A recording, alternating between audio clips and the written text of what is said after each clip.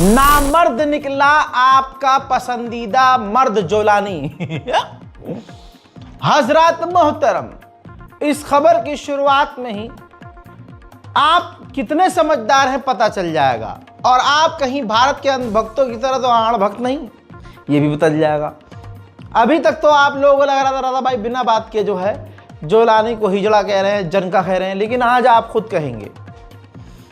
अभी मेरे पास एक भाई का मेल भी आया, नाम भी नहीं बता सकता, मेल भी नहीं दिखा सकता, क्योंकि यार अच्छा नहीं लगता ऐसे।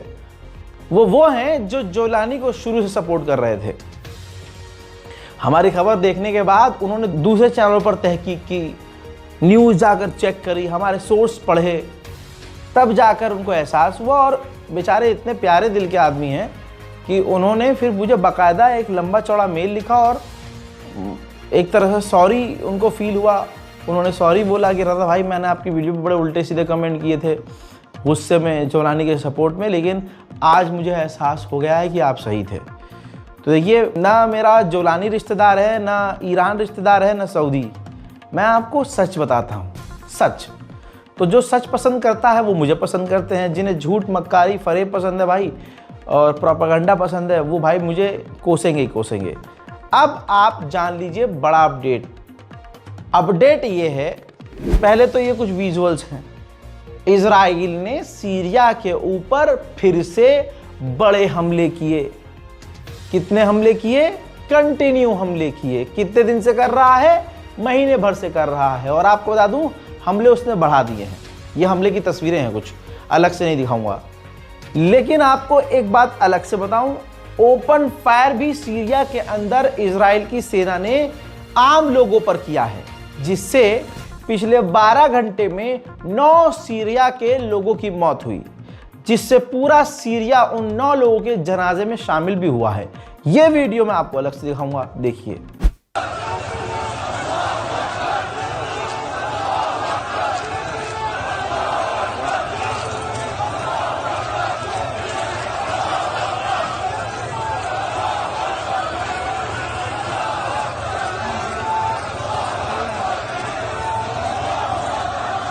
الشبكة الإعلامية لثورة السورية تشييع الشهداء نوى الآن إلى مشروعهم الأخير بإذن الله تعالى. تقبلهم الله من العليين والشهداء والصالحين.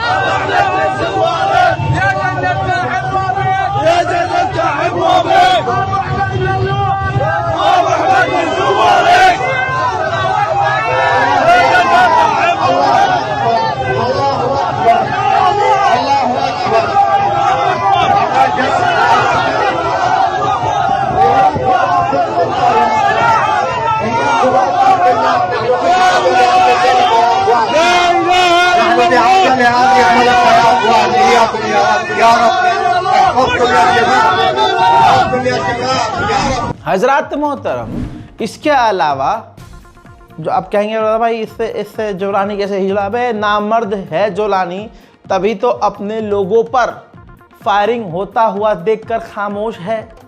बताइए ये कैसा राष्ट्रपति है जिसके लोगों का नरसंहार हो रहा है वो चुप है?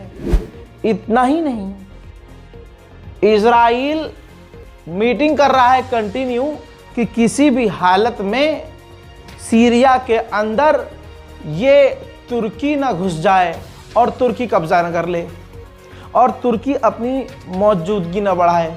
ये तैयारी बार बार हो रही है, मीटिंग हो रही है लगातार। और जो हमले के विजुअल्स मैंने दिखाए हैं, सीरिया पर बड़े हमले करने के बाद इजराइल ने धमकी दी है जोलानी को, कहा कि ये हमारे हमले सीरिया की गवर्नमेंट को वार्निंग है कि अगर आपने तुर्की और दूसरे देशों की सेना को अपने मुल्क में आना अलाउ किया तो फिर हम आपका क्या हाल करेंगे, इस बारे में आप ज़रा सोच लीजिए।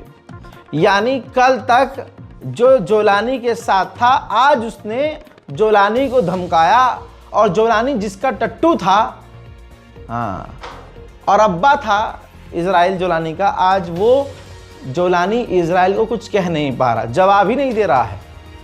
तो आप सोचिए कि जोलानी कितना बड़ा मर्द है और कितना बड़ा नामर्द।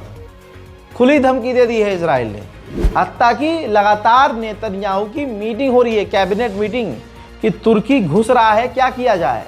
धमकी ये भी दी है, बड़ी बात बता रहा हूं आपको, धमकी ये भी दी है तुर्की ने कि T4 जो एयरबेस है सीरिया के अंदर, उसे हम दोबारा, जिसे हमने तबाह किया है, उसे हम दोबारा बनाने का भी मौका नहीं देंगे। बताइए फिर क्या बचा।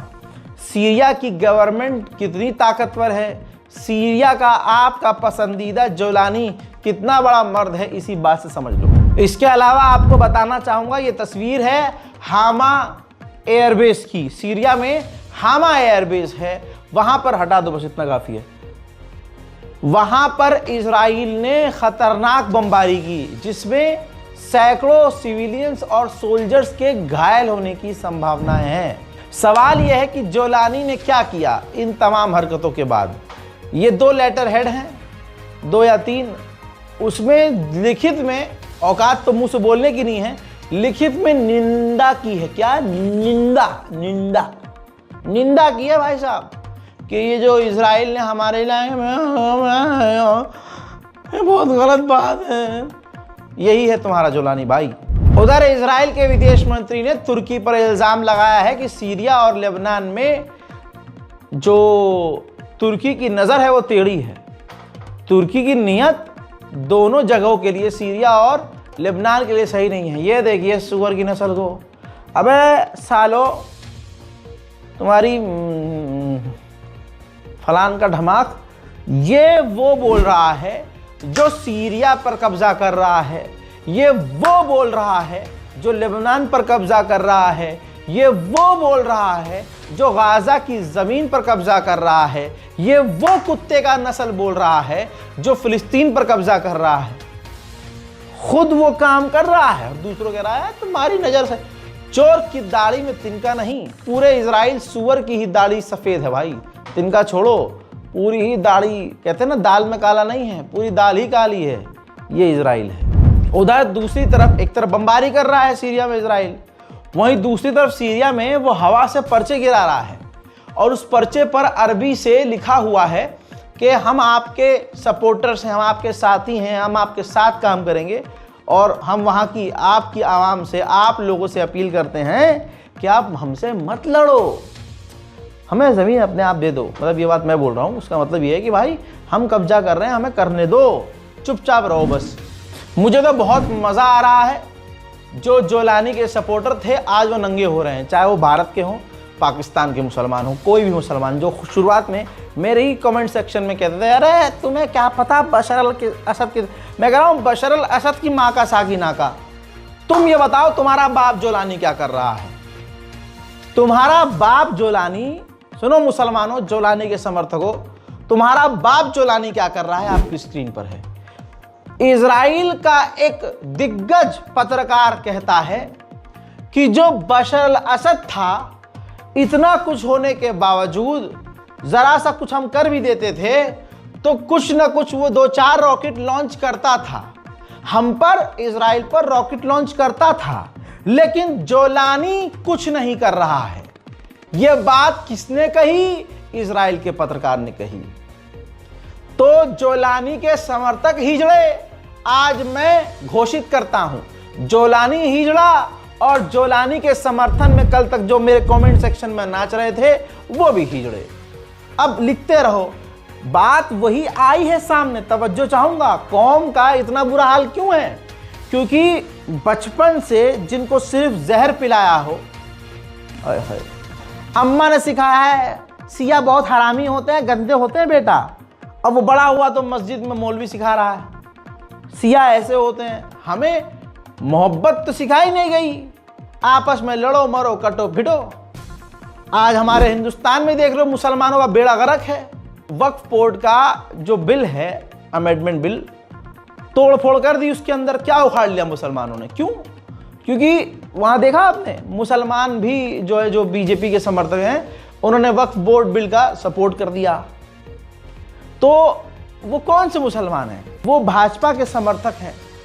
किसी के पास भाजपा का टिकट है, कोई भाजपा के अल्पसंख्यक अध्यक्ष हैं मौलाना साहब, शिया मौलवी भी हैं, सुन्नी मौलवी, एक काले अम्मामे वाला मौलवी है वो शिया, हाँ, जो अम्मामा उतार के उसके सर पर गोबर रखना चाहिए, वो सुअर से बढ़कर कुछ नहीं है।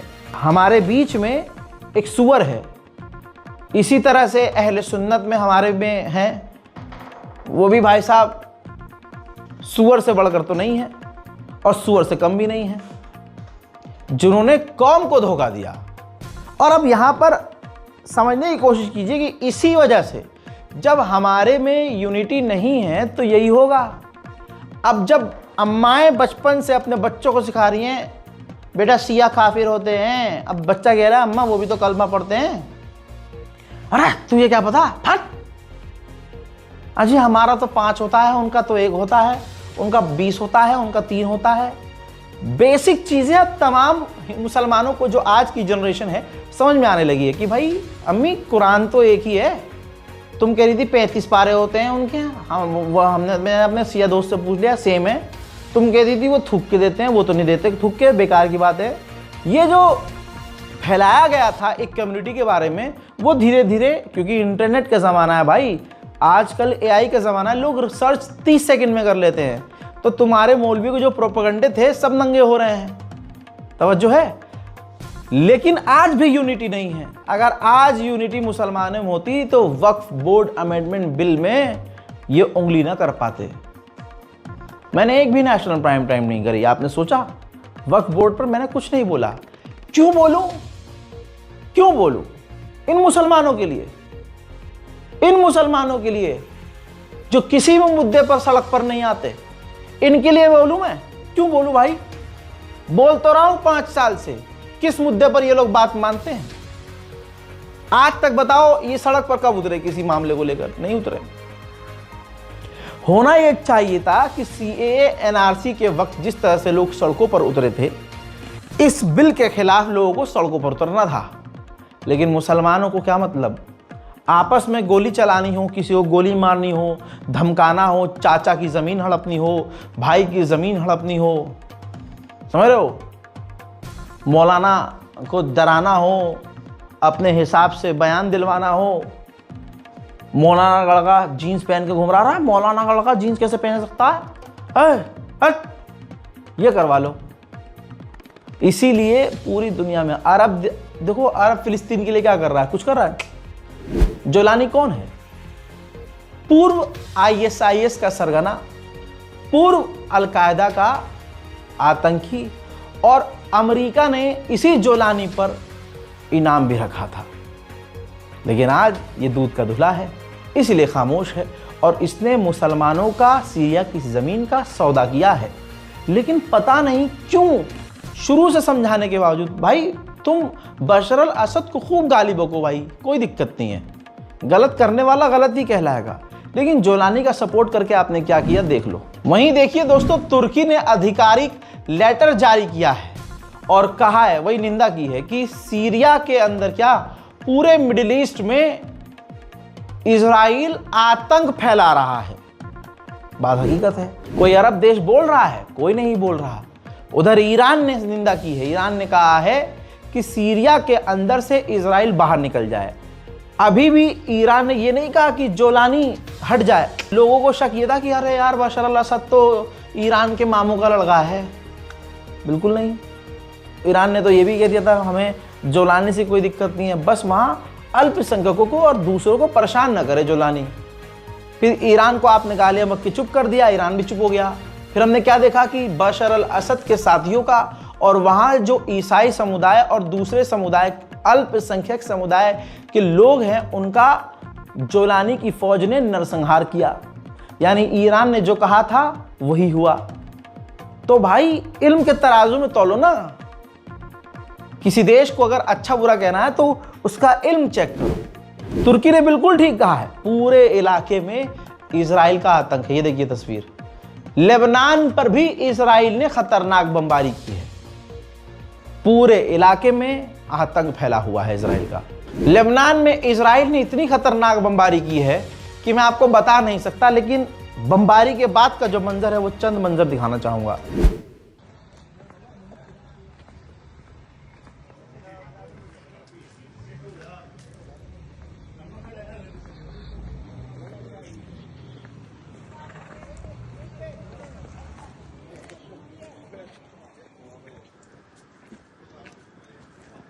फिलहाल की इस रिपोर्ट में दोस्तों इतना ही। इस रिपोर्ट को शेयर कीजिए। जय हिंद।